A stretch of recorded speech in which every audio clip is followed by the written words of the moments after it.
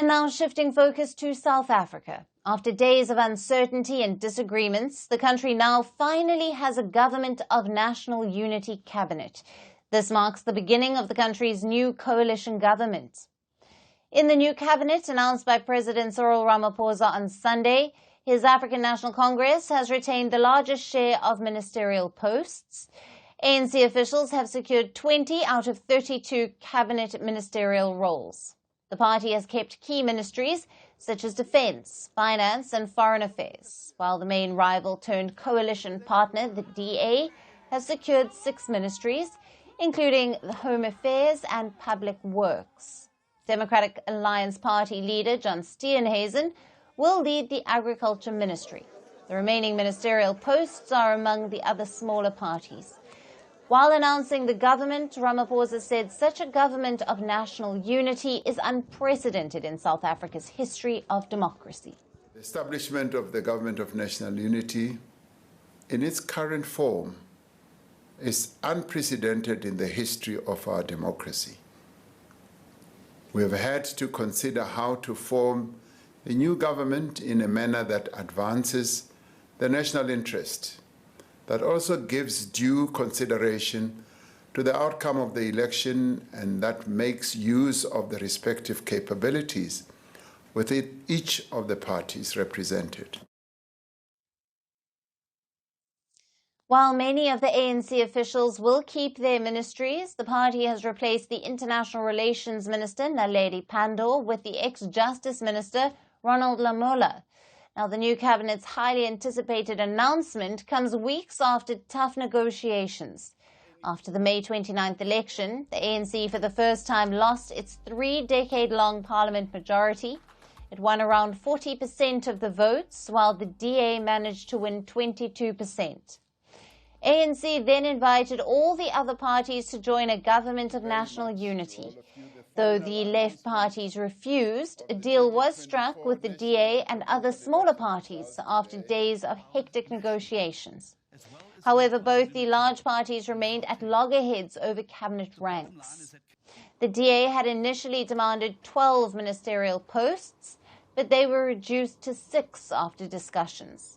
Disagreements peaked when in the final offer after the ANC replaced the key trade ministry with the tourism ministry for the DA.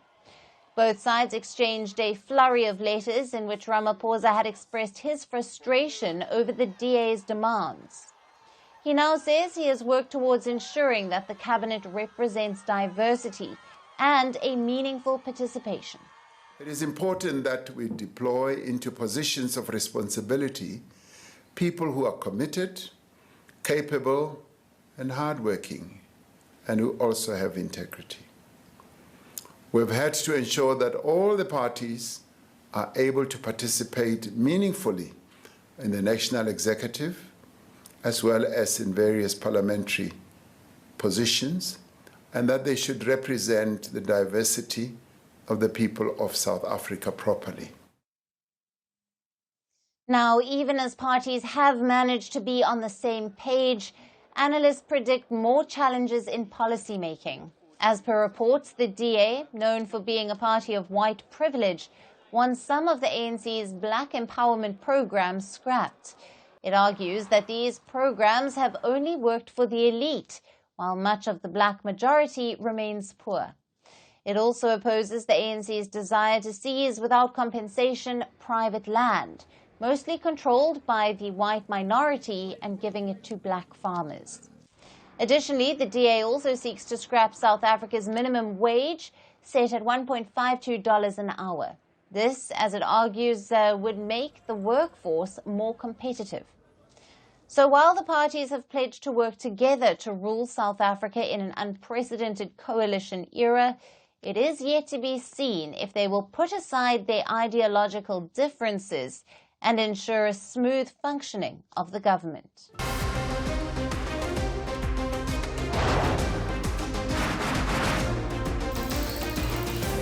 Obviously today, the T20 World Cup bandwagon has moved across to the West Indies. What can you expect from this? Hello, I'm Alyson coming to you from Durban, South Africa. Today we have a special show. Start with a report on India's